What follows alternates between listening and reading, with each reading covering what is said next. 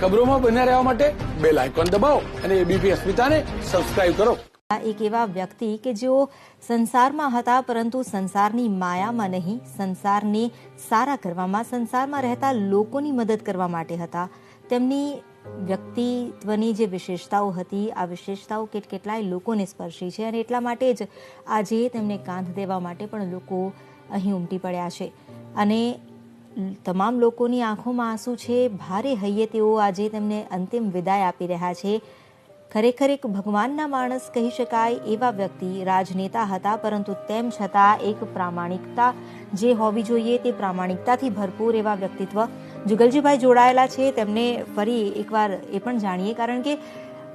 જુગલજી, સવાલ એવો થાય છે જ્યારે રાજનેતાઓની વાત હોય ત્યારે પ્રામાણિકતામાં ક્યાંક એક અંશે સવાલ ઊભો થતા હોય છે, પરંતુ આપણી પાસે કેટલાય એવા નેતાઓ છે જેઓ પ્રામાણિક રહ્યા છે અને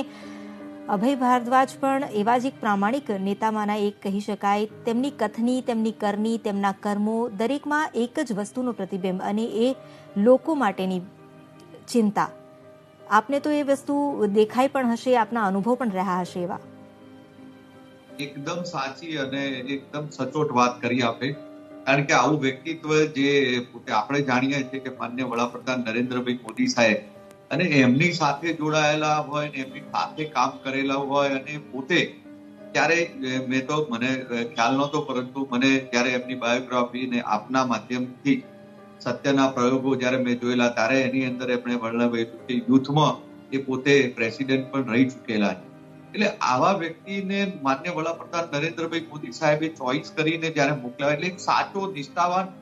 અને પરગરજુ વ્યક્તિ કે જે આપણે જોતા હોઈએ છીએ અત્યાર સુધીની અંદર જે ભૂતકાળના રાજકારણી પોલિટિશિયનો જે કોઈ બી હતા એની અંદર કોઈક ને કોઈક જગ્યાએ કોઈક નાની મોટી કે છાટ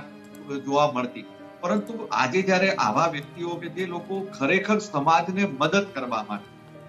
પરગરજુ, જે લોકો છેવાડાને વ્યક્તિને, આજે તમે વિચાર કરો કે મારા જેવો નાનો, એકદમ નાનો કાર્યકર, નાનો વ્યક્તિ, એમને ખાલી મોબાઈલ પર ફોન કરી અને મારા જોડે એવી કહેવું કે મારા વિસ્તારના સાગર ખેડૂત ભાઈઓ બહેનો જે લોકો છે અને એ લોકોને જે તકલીફો પડી રહી